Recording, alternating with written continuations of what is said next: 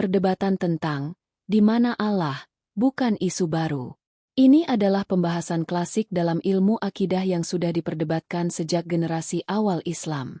Perbedaan ini bukan soal iman atau kafir, tetapi soal metode memahami Nash, Al-Quran dan Hadits, serta cara memperlakukan ucapan ulama salaf. Di satu sisi, ada pendekatan literal yang berusaha menetapkan teks sebagaimana bunyinya. Di sisi lain, ada pendekatan tanzih yang berusaha menjaga kemahasucian Allah dari sifat-sifat makhluk.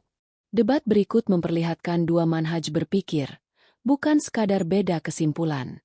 Fokusnya bukan siapa paling keras, tapi siapa paling konsisten secara logika, kaidah, dan warisan keilmuan Islam. Gue mau lurusin dari awal. Masalah, di mana Allah, itu sebenarnya simpel, tapi dibikin ribet sama aswaja. Al-Quran jelas bilang, Ar-Rahman, Alal, Arsi, Istawa. Itu bukan satu ayat, tapi berulang kali. Para salaf nerima ayat ini tanpa takwil, tanpa muter makna. Allah di atas, Arsi, selesai. Tapi kalian malah alergi sama kata, di atas. Seolah itu otomatis bikin Allah kayak makhluk. Padahal kami selalu bilang bil kaifa. Allah di atas, tapi gak sama kayak makhluk. Kalau ayatnya jelas tapi ditolak maknanya, itu bahaya buat akidah. Justru di sini masalahnya. Kalian bilang, simpel, padahal akidah itu paling berat. Kami gak nolak ayat, tapi nolak pemahaman tempat. Karena begitu Allah ditempatkan di atas, lo udah masukin Allah ke dalam konsep arah dan ruang. Dan itu makhluk. Imam Abu Hanifah, salaf, bukan halaf, bilang tegas. Allah ada tanpa tempat, dan dia ada sebelum menciptakan tempat. Kalau Allah ada sebelum tempat, terus sekarang Allah di atas dalam arti arah, itu artinya Allah berubah. Dan perubahan itu sifat makhluk. Ini bukan filsafat, ini logika tauhid dasar. Masalahnya kalian selalu bawa logika. Salaf gak pakai logika kayak gitu. Mereka nerima Nash sebagaimana datangnya. Abu Hanifah juga bilang, siapa yang bilang Allah gak di langit itu kafir. Jadi jangan potong-potong ucapan ulama cuma yang cocok sama kalian. Kalian bilang kami menetapkan tempat, padahal kami gak pernah bilang Allah butuh tempat. Kami cuma bilang Allah di atas sebagaimana Allah sendiri yang bilang. Titik. Kalau mulai ditanya, berarti Allah berubah, berarti Allah butuh ruang. Itu spekulasi akal, bukan dalil. Justru kalian yang memotong ucapan ulama lalu menafsirkannya sendiri. Abu Hanifah bilang itu untuk menolak Jahmiyah yang bilang Allah tidak punya sifat, bukan buat menetapkan koordinat fisik. Ulama setelahnya menjelaskan itu. Masalah Wahabi itu satu, anti-syarah. Kalian ambil satu kalimat salaf, lalu ditafsir pakai kepala sendiri, tanpa lihat penjelasan ulama lain. Padahal Imam At-Tahawi, ulama salaf juga, bilang jelas. Allah tidak dibatasi oleh 6 arah sebagaimana makhluk. Atas, bawah, kanan, kiri itu 6 arah. Kalau kalian tetap bilang Allah di arah atas, kalian bertentangan dengan akidah salaf sendiri. At-Tahawi itu akidah Hanafiyah, banyak unsur takwil. Kami gak wajib ikut. Kami ikut Quran dan Sunnah dengan pemahaman salaf. Dan salaf menetapkan sifat-sifat Allah tanpa mentakwil. Kalau semua ditakwil, nanti sifat nuzul ditakwil, istiwa ditakwil, akhirnya Allah cuma jadi konsep abstrak. Itu bahaya. Kami jaga agar sifat Allah tetap real, bukan simbolik. Dan soal arah, kami gak bilang arah makhluk. Arah Allah itu khusus bagi Allah, gak bisa disamain. Ini poin penting, khusus bagi Allah, bukan dalil. Semua kelompok mujassim pakai kalimat itu. Orang Kristen juga bilang, Tuhan kami beda. Tajsim itu bukan soal niat, tapi konsekuensi makna. Kalau ada atas, berarti ada bawah. Kalau ada arah, berarti ada dimensi. Imam Malik bilang istawa ma'lum, kaif maju. Tapi Imam Malik tidak pernah bilang Allah menempati arsi. Itu tambahan dari kalian. Imam Al-Baihaqi menjelaskan, istiwa bukan duduk, bukan menetap, bukan bersentuhan. Kalau kalian nolak penjelasan ulama, lalu siapa yang menjelaskan Quran? Kami gak nolak ulama, tapi kami gak taklid. Banyak ulama salah. Ukuran kebenaran itu dalil, bukan tokoh. Hadits budak perempuan itu jelas. Nabi tanya, Ainalah? Dia jawab, Fis sama. Nabi benerin. Kalau itu bukan tempat, ngapain Nabi pakai pertanyaan, di mana? Kalian malah memaksa makna majazi. Padahal Nabi bisa pakai bahasa lain, kalau maksudnya bukan lokasi. Dan justru ulama hadits yang menjelaskan maksud Nabi. Imam An-Nawawi bilang fisama, itu ketinggian dan keagungan, bukan lokasi. Kadhi, ia bilang pertanyaan itu ujian tauhid, bukan soal koordinat. Kalau kalian bilang, kami gak taklid, tapi menolak ijma, penjelasan ulama, itu bukan ittiba, itu individualisme akidah. Ibn Hajar al-Asqalani, Hafiz Hadits, bilang, menetapkan arah bagi Allah adalah tajsim. Ini bukan pendapat random. Ini pilar ilmu hadits. Ibn Hajar ulama besar, tapi bukan M.A.Sum. Kami hormati, tapi kami tetap kembali ke Nash. Dan Nash bilang Allah di atas.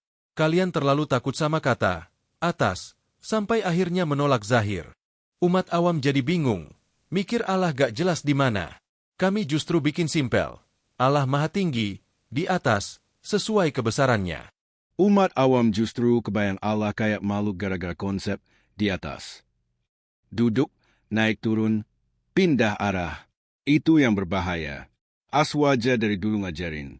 Allah ada tanpa tempat, tanpa arah, tanpa batas. Ini bukan bikin Allah gak jelas, tapi menjaga keagungannya. Imam Al-Ghazali bilang, menyerupakan Allah dengan makhluk itu kekufuran, meniadakan sifat itu bidah. Aswaja jalan tengah. Kalian condong ke zahir sampai nyerempet tajsim. Kami gak akan berhenti menetapkan apa yang Allah tetapkan untuk dirinya. Kalau kalian mau takwil, silakan. Tapi jangan tuduh kami mujasim. Kami bilang Allah di atas, tapi tidak seperti makhluk. Titik. Dan kami gak akan berhenti bilang, Allah maha tinggi tanpa membutuhkan arah dan tempat. Perbedaan kita bukan di ayat, tapi di cara memahami ulama. Kalian pakai nas tafsir pribadi. Kami pakai nas penjelasan ulama lintas generasi. Dan konflik ini gak akan selesai selama kalian menolak kaidah. Lafaz dipahami lewat syarah, bukan ego pemahaman. Kalau debat ini dinilai secara rasional dan metodologis, bukan emosional atau sektarian, maka ada beberapa poin kunci yang bisa dianalisis. 1. Soal konsistensi logika. Pihak Wahabi berulang kali mengatakan, Allah di atas, tapi tidak seperti makhluk. Masalahnya, kata di atas itu sendiri adalah konsep spasial. Logika sederhana. Atas, tidak ada tanpa, bawah, arah, tidak ada tanpa, ruang. Ruang adalah makhluk. Menambahkan kalimat, tidak seperti makhluk, tidak otomatis menghapus implikasi logisnya. Secara filsafat bahasa dan logika, ini disebut kontradiksi implisit. Makna tetap bekerja meskipun niatnya disangkal. Tanda panah kanan tebal 2 secara logika murni. Posisi ini lemah karena menetapkan konsep, lalu menolak konsekuensi konsep itu sendiri. 2. Soal metodologi memahami ulama. Pihak Aswaja tidak berdiri pada satu kutipan, tetapi mengumpulkan banyak pernyataan ulama, membaca syarah dan konteks, menggabungkan nash kaidah akidah. Sementara dalam debat, pihak Wahabi cenderung mengutip satu kalimat salaf, menolak penjelasan ulama lain, mengganti syarah ulama dengan penafsiran personal. Secara ilmiah, ini bermasalah. Dalam tradisi keilmuan apapun, fikih, hadits, bahkan sains, teks tidak dibaca sendirian, tapi dijelaskan oleh otoritas keilmuan. Tanda panah kanan tebal 2 secara metodologi ilmiah. Pendekatan Aswaja lebih kuat karena tidak bergantung pada tafsir individu. Menggunakan konsensus dan penjelasan lintas generasi. 3. Soal menjaga tauhid. Kedua pihak sama-sama mengaku menjaga tauhid. Tapi pertanyaannya, tauhid yang aman dari apa? Wahabi fokus agar teks tidak ditakwil. Aswaja fokus agar Allah tidak terkonsepkan sebagai makhluk. Secara teologis, Islam sangat keras terhadap tashbih, penyerupaan Allah. Karena itu, ulama klasik lebih memilih risiko dituduh, takwil, daripada risiko Allah dipahami secara jasmani. Tanda panah kanan tebal 2 dalam sejarah Islam. Tashbih dianggap bahaya yang lebih besar daripada takwil terkontrol. 4 kesimpulan rasional, bukan sektarian. Kalau ditanya secara jujur dan logis. Penjelasan Wahabi. Kuat di sisi tekstual, lemah di konsistensi makna dan implikasi logis. Penjelasan Aswaja. Lebih kompleks, tapi lebih konsisten secara logika, bahasa, dan metodologi ulama. Tanda panah kanan tebal 2 secara rasional dan ilmiah. Pendekatan Aswaja. Tidak menolak nash. Tidak menetapkan tempat. Tidak menabrak logika dasar. Dan selaras dengan penjelasan mayoritas ulama klasik. Perdebatan ini tidak selesai karena bukan sekadar beda jawaban, tapi beda cara berpikir. Dan dalam ilmu, cara berpikir yang konsisten dan bertanggung jawab selalu lebih kuat daripada jawaban yang terdengar sederhana tapi menyimpan kontradiksi.